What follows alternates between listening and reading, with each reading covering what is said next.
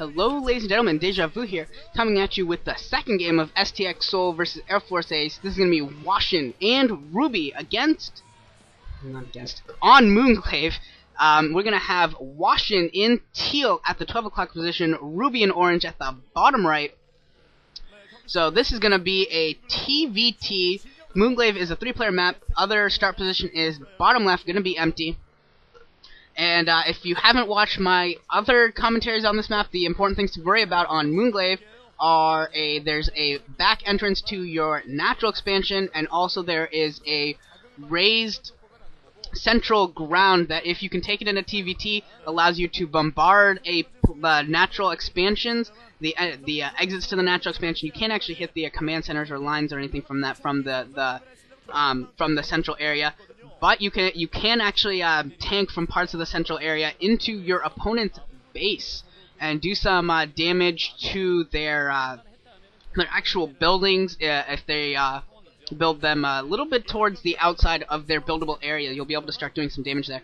So that is definitely something to watch out for. If either player is able to get any sort of a contain on the other, that could come into play.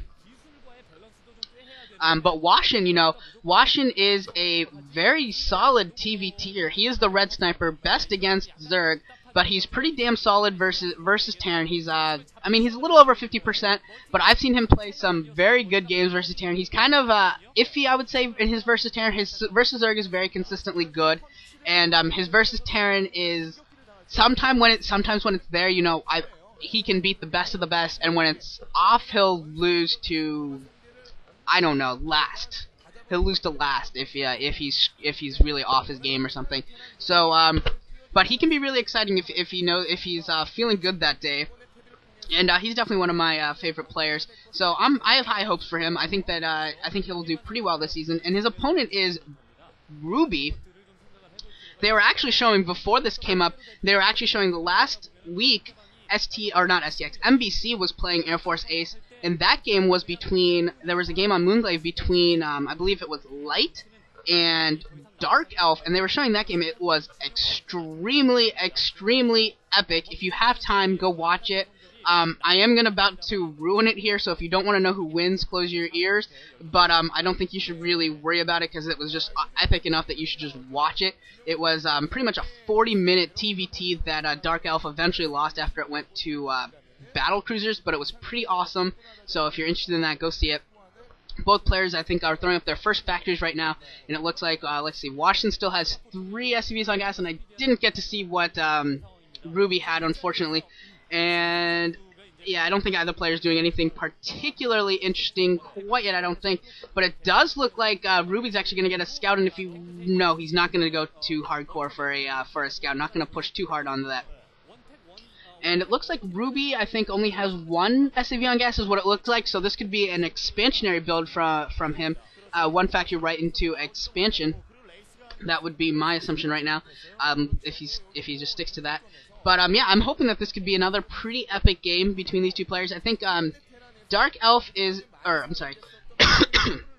Ruby is a pretty solid player, and he's supposed to kind of beef up Ace's lineup, particularly their Terran, because last season they were kind of depending upon Ace, or on Casey, which wasn't really awesome at all. And we're seeing a huge deviation of build here. I think it was Ruby is going for a 2-factory build, throwing out a Vulture already, and Hwasin is going for 2-port Wraiths. Huge deviation of build here, folks. So it's going to be hugely dependent upon how much pressure Ruby can really put on early, if he can do any damage and before the Wraiths come out. Because with the 2-factory push, he's not going to have a whole lot of anti-air. He's not going to throw up an armory very quickly, I don't think. And it's going to be a little while before he really has quality anti-air. And especially if he loses these Marines, he's not going to have anything. He's got 1 Marine left. And actually, he might be able to fight his way up that ramp. He's trying to get his way up that ramp, and it looks like he could. Ruby, what are you doing? Ruby's Vulture's kind of being, dumb. And now does kill the Vulture, does kill the Marine. So now Ruby has that Vulture in. He can definitely get some SCV kills if he focuses on it. And Hwasin is trying to get those 2 ports going, has a control tower going down as well. But if Ruby keeps wandering around the base, he should go around the base and go see some. Come on, Ruby, go find those starports so you can react a little bit faster. Go, Ruby, go! And now he sees that. Now he should be immediately reacting, throwing up an academy, maybe throwing up an armory as well, and gonna get some Goliaths out, hopefully getting some scans up and ready. Hopefully he'll be very, very prepared. I think Ruby has a huge advantage right now, since he scouted this out. He should be able to get a lot of that tech up and running, or at least started before Hwasin's really able to do anything with his 2-port rates. That is an absolutely huge advantage to see this coming and really be able to react accordingly. And they haven't shown Ruby's base, but I suspect that he's going to be very, very, very well prepared for 2-port rates. Probably going to get some turrets up as well. However he decides to counter it, his choice. And he's sneaking another vulture and going to get another couple SCVs here. Playing very, very well, killing another 2 SCVs with that vulture, and it looks like he's going to try and get another vulture, and then I don't know if Hwasin's really going to be able to stop this. I don't know if he has the forces yet, and those are speed vultures, streaming vultures in, going to continuously try and harass here, and landing a barracks as well, and might actually produce some marines. No, he's not going to produce some marines, but he's going to use that to form another block so his vulture can completely wander around, getting another kill with those vultures. Might actually be able to get another kill. Vultures streaming in here, getting 2 more kills. These vultures doing so much damage. Need to keep moving. Needs to keep moving these vultures around. Gonna get another kill. That's a 3rd kill with those 2 vultures. And it looks like, I think he's killed half a dozen vultures, or SCVs, maybe more. Ruby taking a huge lead in this game, folks. Absolutely huge lead with his 2-port build. Speed vultures doing so much damage. And don't think he has any more vultures coming in, but that is a huge advantage right now for Ruby right now. He's up something like, I don't know, 8 maybe SCVs he's killed, somewhere around that, and in a mirror matchup, that number is just absolutely huge. We do see the Academy, we see Scan, we see Goliaths up, so he is very, very well prepared, throwing up his command center as well, and something researching in his machine shop. I suspect that that's going to be Siege. He's going to need to get siege tanks up pretty soon. He probably doesn't want to fall too far behind on that tech. And the rate's coming in now, cloaking up, and he's probably only got 2 scans right now, so he's going to try and save them. Going to try and catch these rates as well as he can, but he's not scanning at all, even to defend that SCV, producing the command center, which is kind of odd to me. I thought he could have taken out 1 or 2 of those rates with a volley or 2 there. Choosing instead to hold out here, producing more Goliath. So maybe this is even a Terran boosters being researched. That's also a possibility. Going to try and really drive home this anti-air wedge going on. But Hwasin not devoting any more resources to this 2-port Wraith build. Those ports really aren't going to be useful anymore. And Scan going off, doing some damage to a couple of the Wraiths, neither Wraith going down. But those star ports are not going to be really useful now, unless he decides suddenly that he wants to restart building Wraith. Until he decides to go for heavier dropship play. That doesn't mean he'll be able to go that route a little bit faster, a little bit easier than Ruby, and can really go pretty heavy there. And yeah, I think that's about the only advantage left that he can really gather from going from that early 2-port Wraith. And he's got a lot of tanks out there. Another Vulture sneaking in for Ruby, just throwing right in there. Might actually be able to kill another SCV, which would be great for him. And yeah, it does kill another SCV.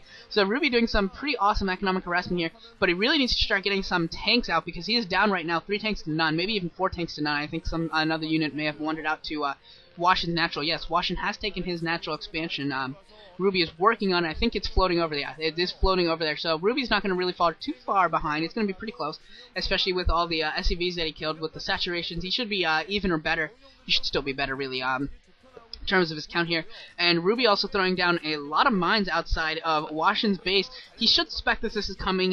He did see Ruby going for heavy vulture play. He should expect that there will be mines around his base that he's going to have to watch out for. So he's not going to. I don't think Hwasin's going to push out until he has a pretty large number of tanks and vultures, so that way he can really deal with any reasonable number of mines just with normal movement. And it looks like Ruby's actually throwing down a 3rd factory, so he's got 2 factories with machine shops, going to try and catch up on the tank count, and then throwing down a 3rd factory as well. I believe Hwasin probably has a 2nd factory up along with his 2 ports. I suspect he still has 2. I suspect he has the 2nd factory up. And now it looks like Hwasin's trying to push out. Watch out for those mines. Those mines are... One of those mines hits, does some damage to... A lot of damage to one of the siege tanks. Half damage to another siege tank. And now he's going to scan... Oh, that was Ruby's scan, sorry, actually. And Ruby able to take down one of the Wraiths. And still a couple Wraiths there. Barracks also providing some sight advantage for Hwasin. Ruby's only got 1 tank up that ridge, so he's really going to need some help as well to really deal... to really work his way down that ramp if that's his end goal. If he's not just going for a contain, he's really going to need some more tanks. I think you see a couple more wandering in. Some Wraiths trying to do some more damage to Ruby's economic